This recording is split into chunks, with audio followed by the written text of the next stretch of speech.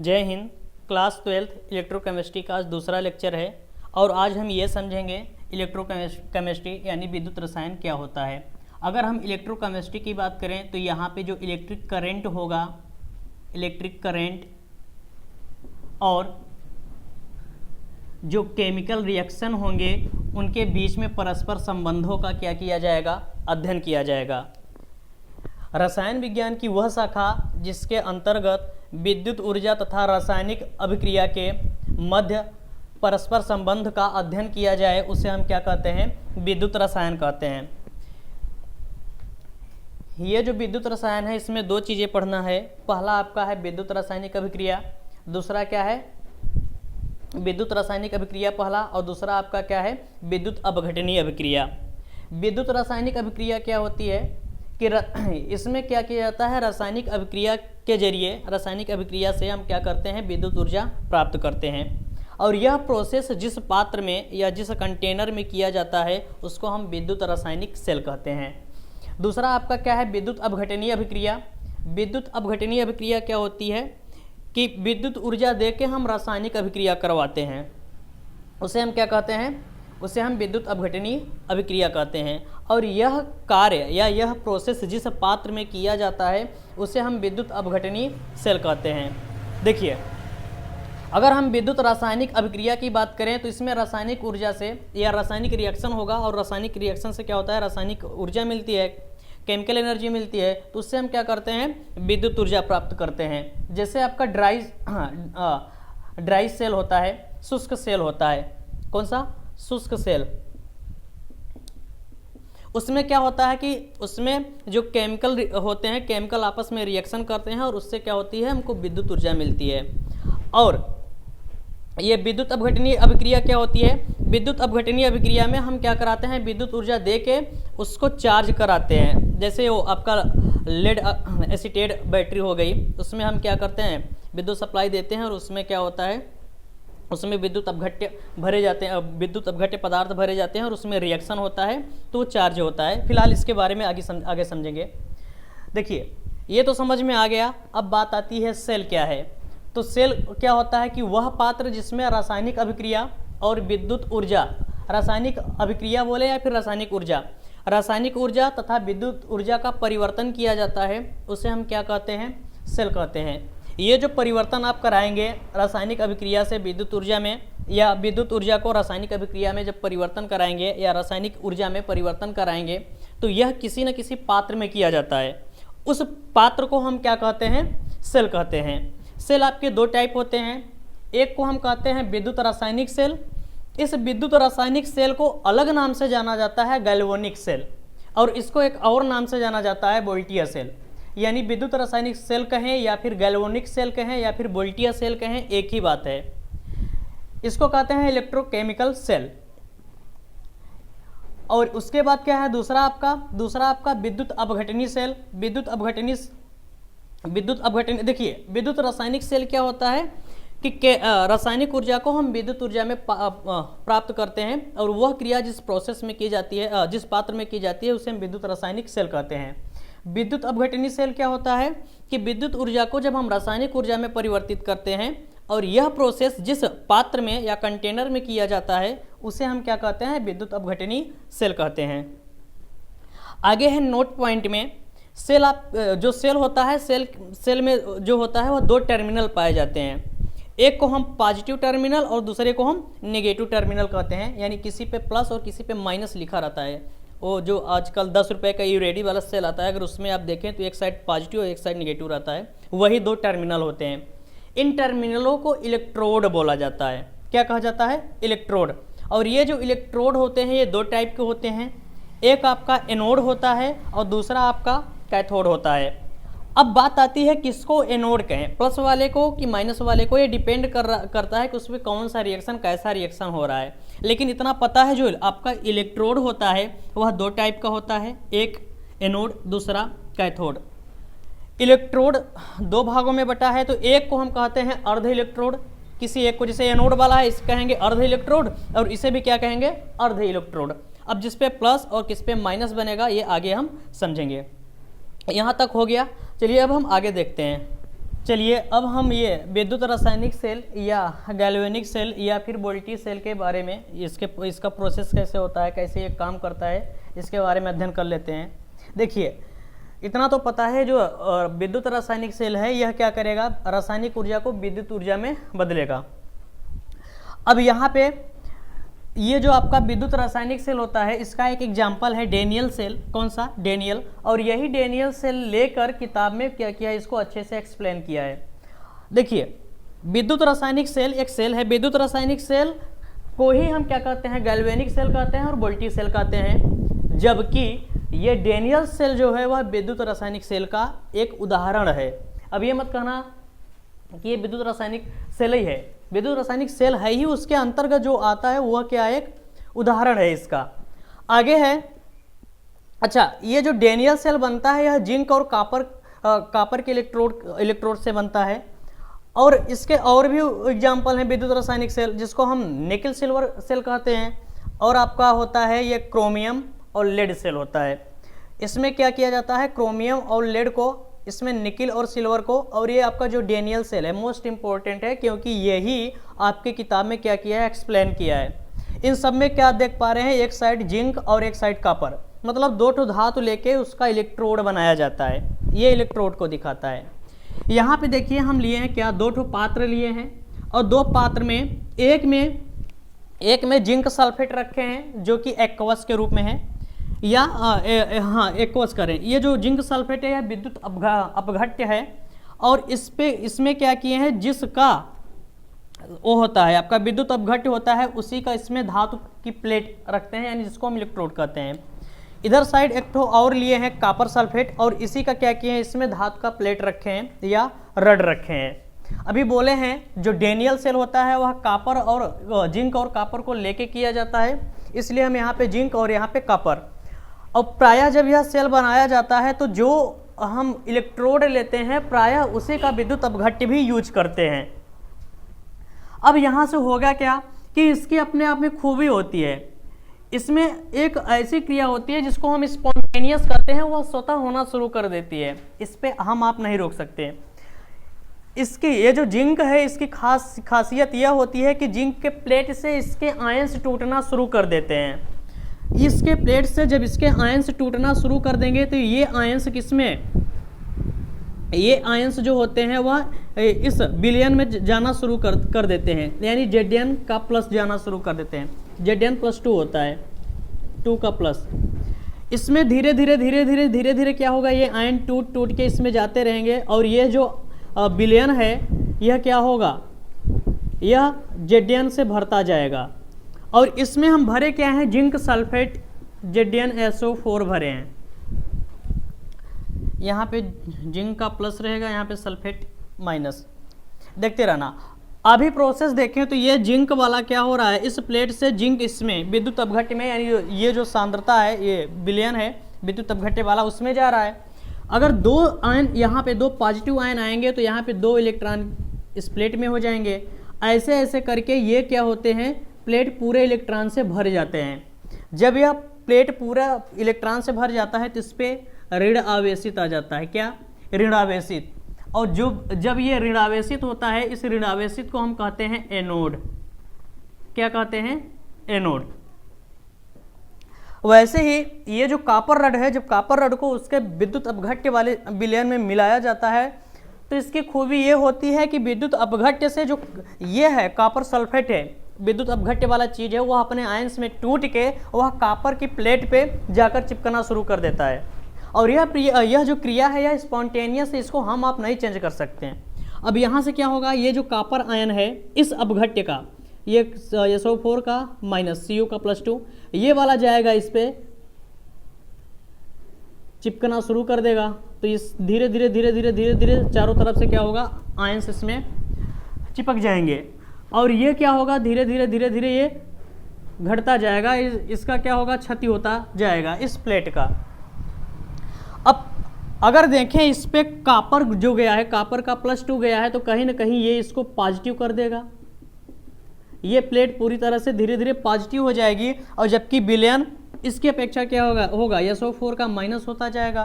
और यहाँ पे देखें ये जिंक आयन इस विलयन में जा रहा है तो विलयन को आयनित ये धनावेश कर रहा है, जबकि प्लेट पे ऋणावेशित हो रही है। तो यहाँ पे एक ठो और बन जाता है टर्मिनल, जिसको हम प्लस कहते हैं, और जहाँ पे प्लस होता है उसे हम कैथोड कहते हैं। पॉजिटिव को यहाँ पे कैथोड कहेंगे। अब ये ऋणावेशित हो गया, ये धनावेशित हो गया। अगर इन सब को किसी एमीटर की सहायता से जोड़ दें, एमीटर की सहायता से जोड़ दें, तब क्या होगा, इधर इलेक्ट्रॉन की अधिकता महसूस हो रही है, इधर इलेक्ट्रॉन की कमी है, तो यहाँ से इलेक्ट्रॉन निकलेगा और ऐसे ऐसे ऐसे ऐसे जाएगा। इधर ये जो धनावेश आए, कॉपर का आयन आता है, इससे क्या कर लेगा, ये रिएक्शन कर लेगा।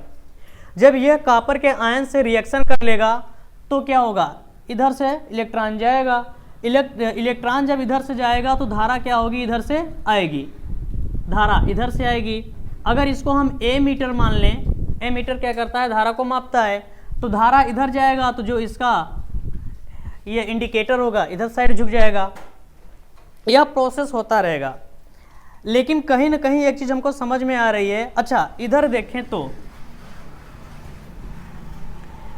हम इसमें देखें तो इसमें क्या कह सकते हैं, ये जो जिंक आयन, ये जो जिंक है, जिंक रड है, जिंक रड, ये सॉलिड में था। ये किया क्या इसका, ये जिंक रड का क्या हुआ कि यह 2 इलेक्ट्रॉन त्याग दिया और Zn का प्लस बन गया, यानी एक्वस के रूप में आ गया, जलीय अपघटन के रूप में या जलीय विलयन के रूप में है, जिसमें आयंस होते हैं। और क्या कह सकते हैं, जब यह क्रिया होती है इसे हम कहते हैं ऑक्सीडेशन। क्या कहते हैं, ऑक्सीडेशन। इसीलिए आपको पहले हम बता चुके हैं ऑक्सीडेशन यानी ऑक्सीकरण संख्या, ये ऑक्सीकरण क्या होता है, जहां पे इलेक्ट्रॉन का त्याग करे उसे हम क्या कहते हैं, ऑक्सीकरण कहते हैं।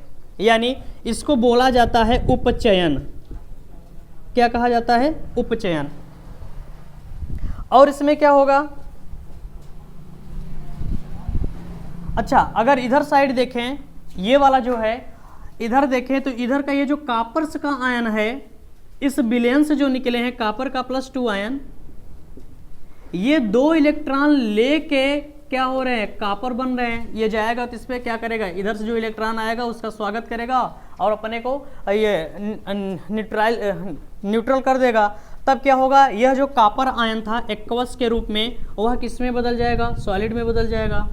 तो कहीं ना कहीं यह जो है 2 इलेक्ट्रॉन ग्रहण कर रहा है, एब्जॉर्ब कर रहा है, तो इसको हम कहते हैं क्या, रिडक्शन कहते हैं। इसको हम रिडक्शन या फिर अपचयन कहते हैं। आपको बताया गया है कि जब कोई पदार्थ या परमाणु इलेक्ट्रॉन का ग्रहण करे तो उसे हम क्या कहते हैं, अपचयन की क्रिया कहते हैं।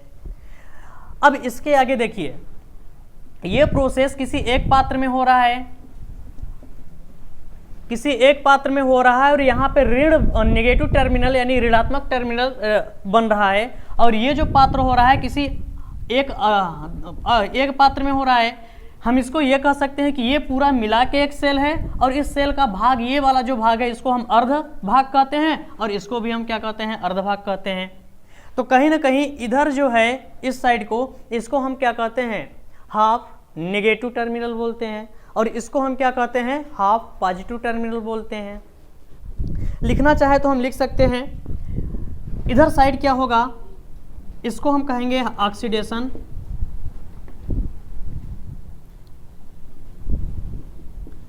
ऑक्सीडेशन हाफ सेल, यानी ऑक्सीकरण अर्ध सेल इसको बोलेंगे, क्योंकि ये आधा बना रहा है।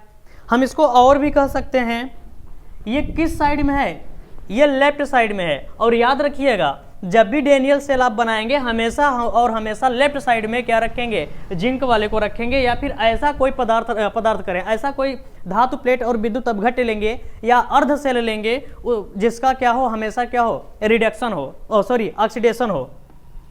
इस साइड हमेशा ऑक्सीडेशन करवाना है और इस साइड हमेशा क्या करवाना है, रिडक्शन करवाना है।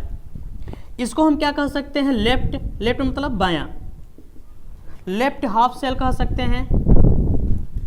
और क्या इसको कह सकते हैं, इसको हम नेगेटिव हाफ सेल कह सकते हैं, नेगेटिव हाफ सेल। इसको और हम क्या कह सकते हैं, यहाँ पे कौन सा टर्मिनल बना है, एनोड, तो इसको हम anode half terminal, anode half cell कह सकते हैं, एनोड हाफ सेल। इसको 3-4 नाम से जाना जाता है। क्या? ऑक्सीडेशन हाफ सेल यानी ऑक्सीकरण अर्ध सेल, दूसरा क्या कह सकते हैं बायां अर्ध सेल, और क्या कह सकते हैं ऋणात्मक अर्ध सेल, और क्या कह सकते हैं एनोड अर्ध सेल। अर्ध सेल क्यों? क्योंकि दोनों मिला के तब पूरा सेल बनाता है, तो एक भाग लेंगे तो उसका आधा होगा। आगे अगर इधर देखें तो इधर हमारा क्या हो रहा है रिडक्शन। रिडक्शन को क्या कहते हैं अपचयन, यानी अपचयन अर्ध सेल, इसको हम कह सकते हैं रिडक्शन हाफ सेल, या इसको और क्या कह सकते हैं ये राइट साइड में हो रहा है तो इसको हम राइट हाफ सेल कह सकते हैं। और क्या कह सकते हैं इधर पॉजिटिव बन रहा है तो इसको हम पॉजिटिव हाफ सेल कह सकते हैं। और क्या कह सकते हैं इसको इधर कैथोड बन रहा है, इसको हम कह सकते हैं कैथोड हाफ सेल। दाएं साइड में ये, बाएं साइड में ये। अब इसके आगे देखिए, अब क्या होगा कि मान लेते हैं कि यह प्रोसेस हो रहा है, इधर से क्या हो रहा है इलेक्ट्रॉन जा रहा है, उधर से धारा आ रही है, धीरे धीरे क्या होगा धीरे धीरे ये प्लेट क्या होती जाएगी क्षीण होती जाएगी, और इस पे क्या होगा ये जो कॉपर है जाके चिपकना शुरू कर देगा, और वहाँ पे क्या होगा ये कॉपर सॉलिड में बनता जाएगा। इस प्लेट जो है इसमें वृद्धि होती जाएगी। अब अगर हम ये कहें कि ये जो आयंस है, ये जो विलयन है, ये धीरे धीरे धनावेशों से क्या हो जाएगा भर जाएगा। जब ये धनावेशों से भर जाएगा तो इधर से अब जिंक का आयन टूटने ही नहीं देगा। क्यों? क्योंकि हमें पता है जब Zn+ है और उसमें और चपक के Zn+ आ जाएंगे तो ये एक दूसरे को क्या करेगा प्रतिकर्षण करेगा, रिपल्सन होगा, क्योंकि ये समान आवेश है, समान प्रकृति के आवेश है। वैसे इसमें देखें जब इसमें कॉपर आयंस ये कॉपर वाला जाके इस पे जाता रहेगा तो इसमें सल्फेट आयन जो सल्फेट पे डबल आयन है माइनस का, इसकी संख्या ज़्यादा हो जाएगी। तो इधर क्या होगा सल्फेट आयन में SO4 और SO4 की अधिकता होने से इसमें रिपल्सन होने लगेगा, प्रतिकर्षण करेंगे। कहने का मतलब क्या है कि इधर से देखो ये भी कह सकते हैं कि अगर इधर से धनावेश इसमें गया तो इसमें धनावेश की संख्या ज़्यादा कम हो जाएगी और इलेक्ट्रॉन की संख्या यानी ऋणावेश की संख्या ज़्यादा हो जाएगी। तो यहाँ से ऋणावेश इस धनावेश को जाने नहीं देगा। क्यों? क्योंकि इसमें इलेक्ट्रॉन और ये 2 इलेक्ट्रॉन और Zn का प्लस आयन इसके बीच में प्रबलतम क्या होने लगेगा, धीरे धीरे अट्रैक्शन लगेगा। हम ये भी कह सकते हैं कि जिंक इधर नहीं आएगा क्योंकि इधर जो जिंक का आयन है इसमें बहुत ज़्यादा रिपल्सन होगा, वो उसको आने नहीं देगा। दोनों साइड से बात सही है, इधर से ये नहीं आने देगा और इधर से ये नहीं आने देगा। वैसे ही इसमें सल्फेट का जो आयन है इसकी अधिकता हो जाने से अब यहाँ का जो कॉपर आयन है उसको टूटने ही नहीं देगा। क्यों? क्योंकि माइनस का आयन बहुत ज़्यादा बन गया है, यहाँ पे माइनस का आयन बहुत ज़्यादा बन गया है, तो प्लस वाले को क्या करेगा बहुत मजबूती से पकड़ के रखेगा। तो इधर से क्या करेगा जिंक आयन को इस पे नहीं जाने देगा। तो ये क्रिया धीरे धीरे बंद हो जाती है और इस समस्या का निवारण करने के लिए हमको बीच में लगाना पड़ता है लवण सेतु, यानी यहाँ पे एक ठो चीज़ लगाया जाता है, क्या लवण सेतु। लवण सेतु को क्या कहते हैं सॉल्ट ब्रिज बोलते हैं। लवण सेतु में जैसे आपका भरा जाता है KCl, अभी इसके बारे में बताएंगे। अब इसकी खास बात क्या होती है, जैसे ही KCl इसमें भरेंगे तो ये जो KCl है यह अपने आयन में टूटेगा, एक का प्लस और दूसरे का माइनस टूटेगा। अब देखना इस विलयन में धनायन की संख्या ज्यादा है तो ये वाला Cl क्या करेगा इधर मूव करना शुरू कर देगा, और जितनी तेज से Cl इधर मूव करेगा उतनी ही तेजी से ये जो K है ये जाएगा इसका सल्फेट वाले आयन के पास जाएगा और क्या करेगा इधर से इसको न्यूट्रल करता रहेगा ताकि और क्या हो यहाँ से विद्युत प्रवाहित होता रहे। लवण सेतु समझ में आ गया। अब ये है आपका पूरा प्रोसेस डेनियल सेल का। डेनियल सेल ये कैसे वर्क करता है, कैसे काम करता है, इसको हम अच्छे से समझे हैं। देखिए इसमें पूछता है एग्जाम में कि लवण सेतु क्या होता है और इसका मेन फंक्शन क्या है, यानी मेन कार्य क्या है, यह कैसे कार्य करता है। आइए इसके बारे में थोड़ा सा हम समझ लेते हैं। अब अगर हम लवण सेतु की बात करें तो ये देखिए जो लवण सेतु होता है, हम सबसे पहले यू आकार का एक तो ग्लास लेते हैं और इसको उल्टा करके, यू होता कैसा है ऐसा होता है, तो यू टाइप का कुछ ये क्या है ग्लास है और ये खोखला ग्लास होता है और इसमें क्या करते हैं हम लवण भरते हैं और इसको उल्टा करके इसमें क्या करते हैं लगा देते हैं। यह क्या करता है, यह परिपथ को पूर्ण करता है। लवण सेतु का कार्य है यह 1 या 2 नंबर का एग्जाम में आता है, सीधे सीधे बोला जाता है लवण सेतु क्या होता है, इसका कार्य क्या है। लवण सेतु क्या करता है, परिपथ को पूर्ण करता है। अभी आपको समझाए हैं कि इधर धनायन की संख्या ज़्यादा हो जाती है और इधर इसमें सल्फेट आयन यानी सल्फेट पे माइनस डबल का आयन क्या हो जाता है, ज़्यादा हो जाता है।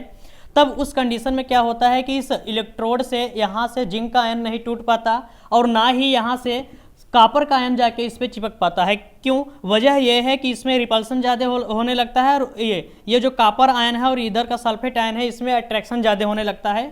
तो ये क्या होता है कि इसमें जिंक आयन ज़्यादा होता है, इसमें सल्फेट आयन ज़्यादा होने लगता है, जिसकी वजह से यहाँ पे इलेक्ट्रॉन का फ्लो नहीं हो पाता। उसके लिए हम क्या करते हैं, लवण सेतु का प्रयोग करते हैं। दूसरी बात क्या करता है कि द्रव द्रव संधि विभव को यह निम्नतम करता है। निम्नतम का मतलब यह है कि कम से कम जितना ये कर पाता है उतना कर लेता है।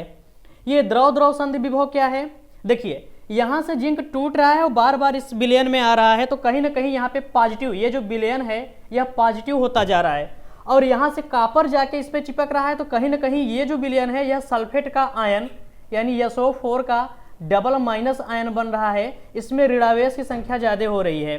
और यह जो प्रोसेस है, हम यहाँ तो बोर्ड पे दिखाए हैं दूर दूर, यह जो प्रोसेस होता है एक बंद पात्र में होता है और उसके बीच में यहाँ से देखिए यह जो प्रोसेस होता है एक पात्र में होता है, बीच में क्या रहता है आपका लवण सेतु रहता है और यहाँ पे मान लेते हैं क्या बन जाएगा ऋणावेश, इसमें धनावेश बन रहा है, बड़ा दिखाएं, इसमें धनावेश बन रहा है और इधर क्या बन रहा है ऋणावेश।